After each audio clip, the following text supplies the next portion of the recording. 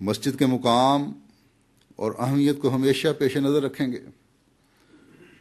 جو آیات میں نے تلاوت کی ہیں ان میں بھی اس بارے میں کچھ رہنمائی ملتی ہے. ان آیات کا پہلی آیت جو تھی وہ سورہ اعراف کی تھی. اس کا ترجمہ یہ ہے کہ تو کہہ دے کہ میرے رب نے انصاف کا حکم دیا ہے، نیز یہ کہ تم ہر مسجد میں اپنی توجہات اللہ کی طرف سیدھی رکھو اور دین کو اس کے لیے خالص کرتے ہوئے اسی کو پکارا کرو جس طرح اس نے تمہیں پہلی بار پیدا کیا، اسی طرح تم مرنے کے بعد لوٹو گے. یہ کیا خوبصورت تعلیم ہے. اعتراض کرتے ہیں کہ مساجد دہشت گردی کا اڈا ہیں. اللہ تعالیٰ نے اس آیت میں پہلا حکم یہ دیا ہے کہ انصاف پر قائم ہو جاؤ. پھر مسجد کا حق ادا کرنے کے لیے اللہ تعالیٰ کی طرف بھی توجہ پیدا ہوگی، یا اللہ تعالیٰ کا حق ادا کرنے کے لیے اپنے دلوں کو ہر قسم کی ناانصافی سے پاک کرنا ہوگا تمہیں. قرآن کریم میں اور کئی مقامات پر بھی اس بات کی طرف توجہ دلائی گئی ہے. مثلا ایک جگہ فرمایا وَإِذَا حَكَمْتُمْ بَيْنَ النَّاسِ أَن تَحْكُمُوا بِالْعَدْلِ، کہ جب تم لوگوں کے درمیان فیصلہ کرو تو انصاف کے تقاضے پورے کرتے ہوئے فیصلہ کرو. یہ ہے خوبصورت تعلیم. یہ نہیں کہا کہ جب مسلمانوں کے درمیان فیصلہ کرو تو انصاف کرو، بلکہ محسن انسانیت پر جو تعلیم اتاری گئی تھی وہ بھی کل انسانیت کی بہتری کے لیے ہے. اور اس کا اظہار ایک اور جگہ اس طرح ہے کہ کسی قوم کی دشمنی بھی انصاف سے نہ روکے.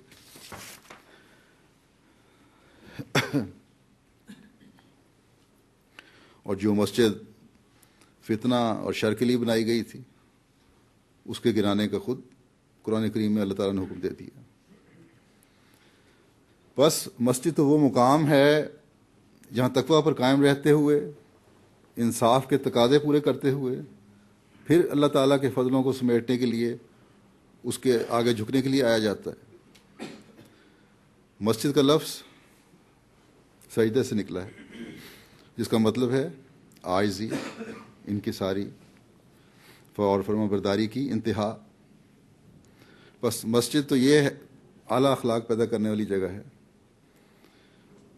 اور اس آیت میں یہی حکم ہے کہ جب نماز کا وقت آئے تو مسجد میں جمع ہو کر ایک ہو کر اللہ تعالیٰ کے حضور جھکتے ہوئے اپنی کم مائیگی کا اظہار کرتے ہوئے اس کو پکارو کہ تو ہی ہے جو ہمیں سیدھے راستے پر چلانے والا ہے،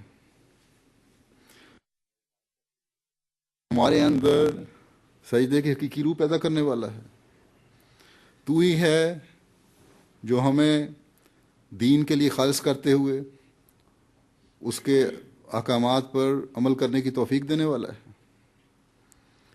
تو ہی ہے جو ہمارے سے انصاف کے تمام تقاضے پورے کروانے والا ہے.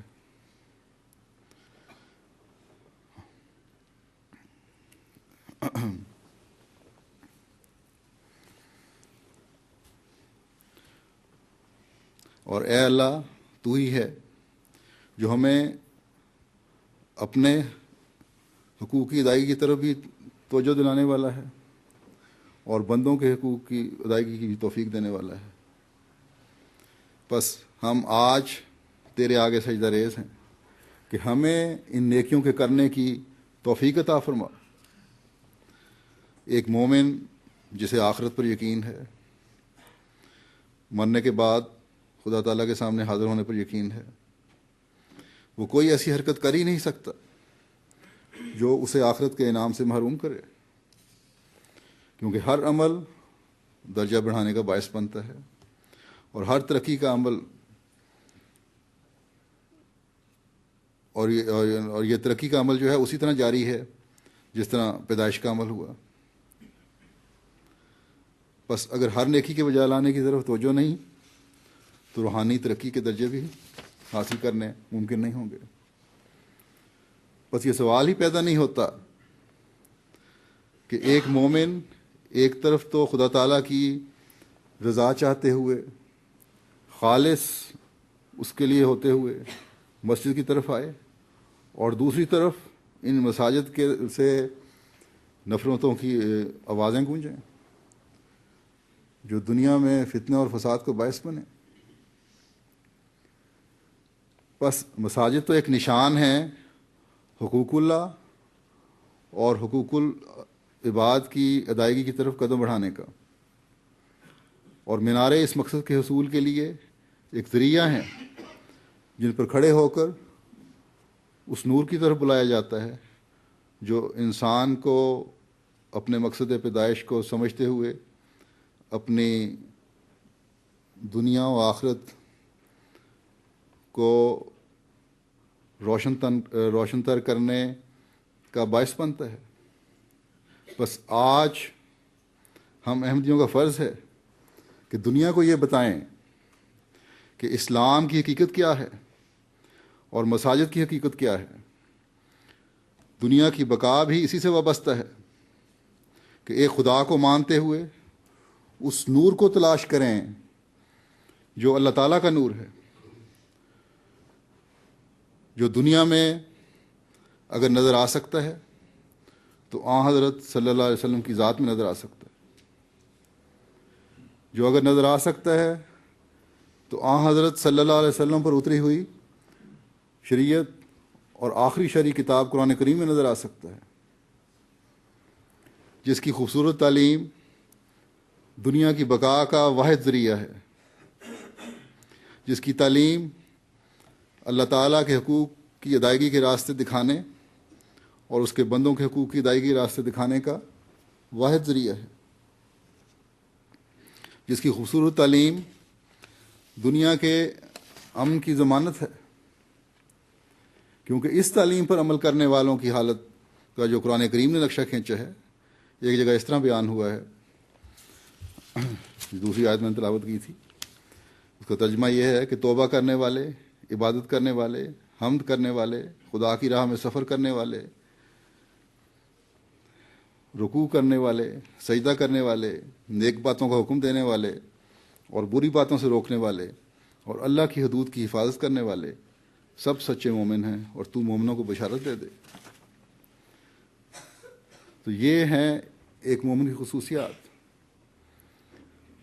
جو خدا تعالیٰ پر تقوی اختیار کرتے ہوئے اس کی رضا کے حصول کی کوشش کرتا ہے، اس میں یہ پائی جانی ضروری ہیں۔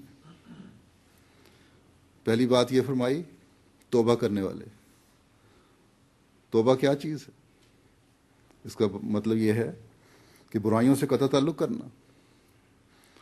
اس کی وضاحت ایک جگہ حضرت مسیح موعود علیہ السلام نے اس طرح فرمائی ہے، فرمایا انسان کو چاہیے کہ اگر توبہ کرے تو خالص توبہ کرے۔ توبہ اصل میں رجوع کو کہتے ہیں۔ خدا تعالیٰ نے یہ نہیں کہا کہ صرف زبان سے توبہ توبہ کرتے پھرو، بلکہ فرمایا کہ خدا تعالیٰ کی طرف رجوع کرو جیسا کہ حق ہے رجوع کرنے کا، کیونکہ جب متناقض جہات میں سے ایک کو چھوڑ کر انسان دوسری طرف آ جاتا ہے تو پھر پہلی جگہ دور ہوتی جاتی ہے۔